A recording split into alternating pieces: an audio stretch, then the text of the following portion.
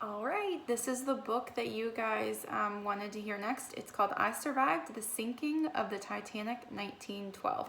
I'm super excited. I've actually never read this book, but I saw the movie Titanic when it came out years and years ago. I think it's a fascinating story. It's a sad story, but quite interesting. So I'm excited that you guys chose this one. All right, Chapter 1. Monday, April 15th, 1912, 2:00 a.m., on the deck of RMS Titanic. The Titanic was sinking. The gigantic ship had hit an iceberg.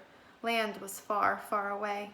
10-year-old George Codler stood on the deck. He shivered because the night was freezing cold, and because he was scared, more scared than he'd ever been before.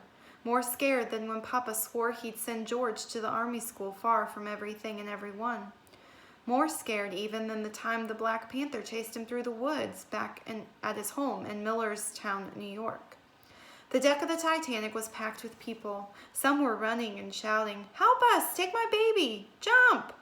Some just plain screamed. Children cried. A gunshot exploded across the deck, but George didn't move.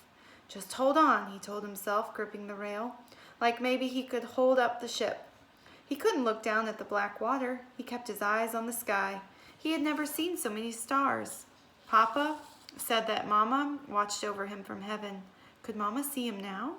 The ship lurched. "We're going down," a man shouted. George closed his eyes, praying this was all a dream. Even more terrible sounds filled the air, glass shattering, furniture crashing, more screams and cries. A bellowing sound like a giant beast was dying the terrible death.